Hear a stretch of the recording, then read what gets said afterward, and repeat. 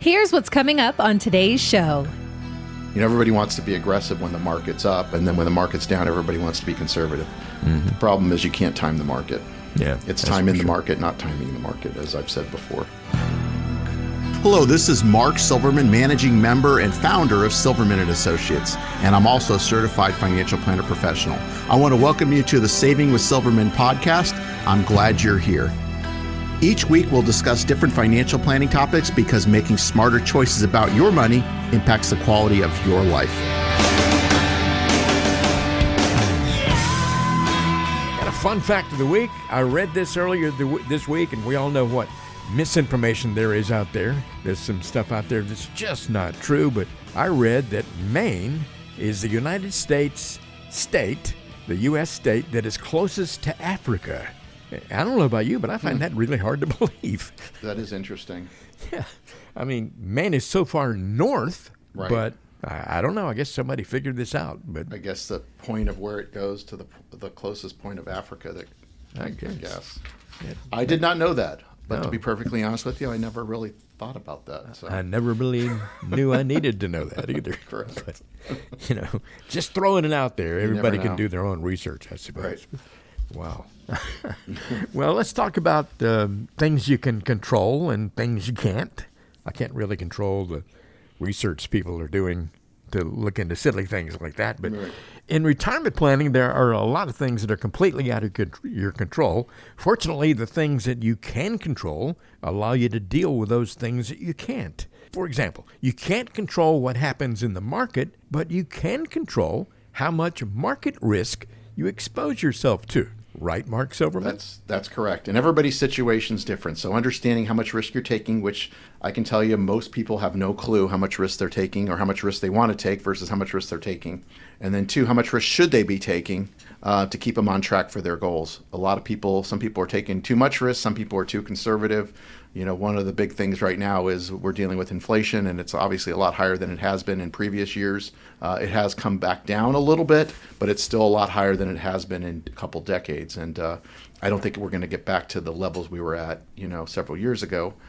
So you need to make more money because things are just going to continue to cost more. And prices aren't going backwards. A lot of people think with inflation slowing, prices are going to go back. They don't change. They're not going to go lower back to where they were a few years ago. No. Just the growth of them is slowing as far as increasing from where they currently are. So, gas prices can go up and down, but food costs, everything else, insurance costs, those aren't going down. So a lot of people need to understand that. So it's understanding how much risk you should be taking, how much risk you are taking, and adjusting those investments to make sure that you're always in tune with that, and then also rebalancing on a regular basis to keep the risk in check. I know that one of the first things you do when you talk to somebody new is you kind of assess their situation and you look and see how much risk they have inside their portfolio. And in so many cases, there are people who are absolutely shocked when they find out. Absolutely. I mean, a lot of people don't realize. A lot of people think they're taking a lot less risk than they are, is what we find. Yeah. Which is typical when we have a few good years in the market.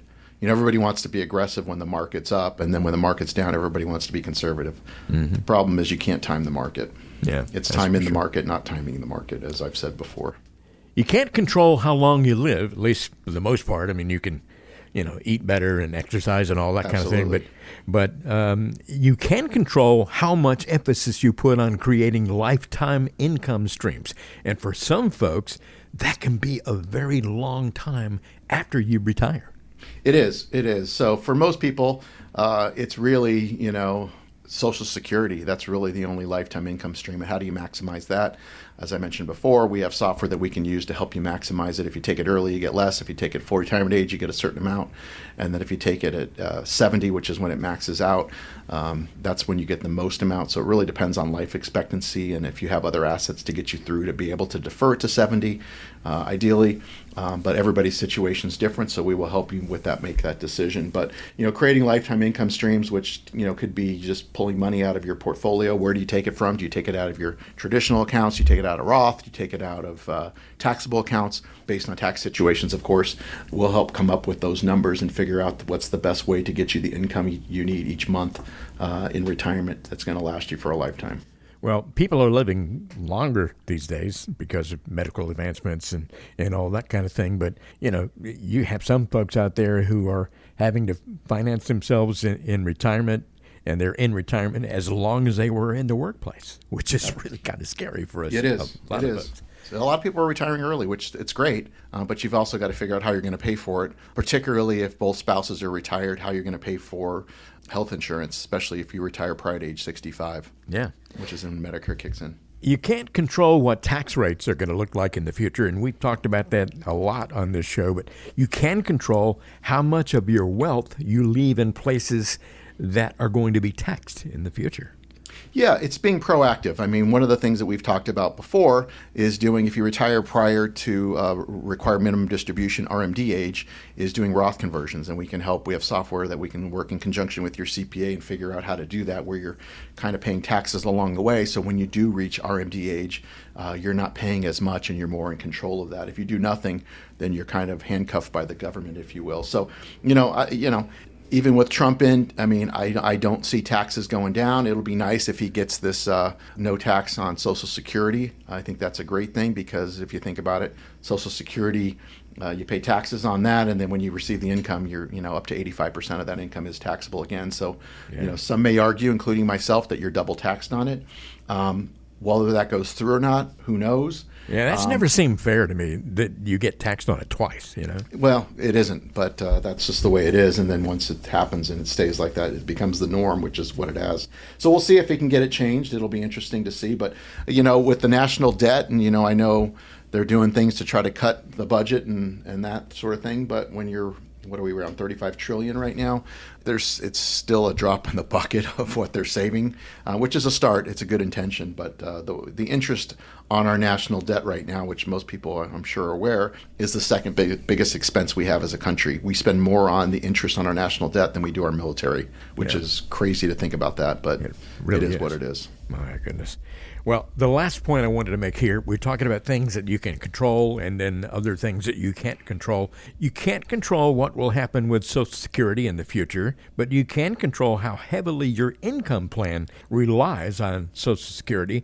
And you mentioned earlier that for a lot of folks, the only guaranteed income they have in retirement is going to be their Social Security. Yeah, and including myself. I don't have a pension. And like I said, most people don't. And so, and I do get the question, a lot of people want to make the rash decision and take Social Security early because they think it's going to run out of money. Social Security is not going to run out of money. Yes, it's not balanced and that sort of thing, but the government can and will print money, which, causes more inflation issues. But you don't want to make a decision based on the fact that you think that it's going to run out of money. It will not run out of money. So that should be out of the question as far as that's concerned. Yeah. And so with that being said, Social Security should be, no more, in my opinion, depending on how much money you spend. And again, as I said before, the more you make, the more you spend. Everybody's situation's different. But Social Security shouldn't be any more than, at best, 25 to maybe a third of your retirement income. If you're relying on Social Security to cover more of those expenses, you're probably not going to have an ideal retirement. Yeah. A lot of people probably, kind of jolted when you said that. Well, I mean, I think most people realize that. Yeah. I mean, it's what you get is not a lot, and so it's never meant for that to be that way. Yeah. And so it's going to be there, but you need to save yourself and do your own investing and plan for your own retirement. Don't rely on the government. Don't rely on the government for anything. Yeah, that's true. Might not have the kind of lifestyle in your retirement that you've always dreamed of. No. I mean, what's the point of retiring if you don't have the money to do what you want to do at the end of the day, right? 520-333-7601 is your number to call or text if you'd like to have a conversation with Mark Silverman about your situation.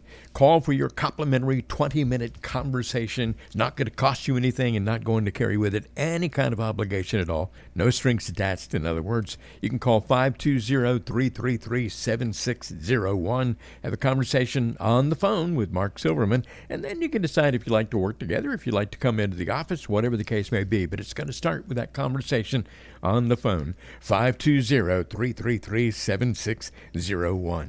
Mark Silverman has the True Wealth Financial Life Planning Process. If you want access to that, all that information, all that experience, and all that wisdom that he has accumulated over the years, putting together so many retirement plans for folks, well, then reach out and get in touch with Mark Silverman. You've been listening to the Saving with Silverman podcast. If you have any questions at all about your financial situation, please give Mark Silverman a call. Again, his number is 520-333-7601, or go online to savingwithsilverman.com. For Mark Silverman, I'm Ron Stutz. We'll see you next time on the Saving with Silverman podcast.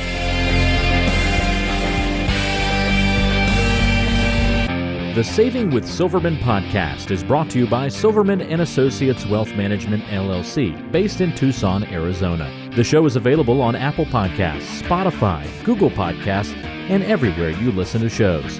Subscribe to the show on your favorite app today and never miss an episode. Just search for Saving with Silverman to find us, or visit savingwithsilverman.com to listen to past episodes, to contact Mark, and to learn more about how to make smarter decisions with your money. Did you know that Mark Silverman also has a radio show? Tune in to Saving with Silverman Saturdays and Sundays at 3 p.m. on AM 790 KNST. All matters discussed on this show are for informational purposes only. Opinions expressed are solely those of Silverman & Associates Wealth Management, LLC, and staff. All topics covered are believed to be from reliable sources. However, Silverman & Associates Wealth Management, LLC, makes no representation as to its accuracy or completeness. This show shall in no way be construed as a solicitation to sell securities or investment advisory services to residents of any state other than Arizona or where otherwise permitted. Topics should be discussed with your individual advisor prior to implementation. Fee-based financial planning and investment advisory services offered through Silverman & Associates Wealth Management, LLC, a registered investment advisor in the state of Arizona. Insurance products and services are offered through Silverman & Associates, an affiliated company.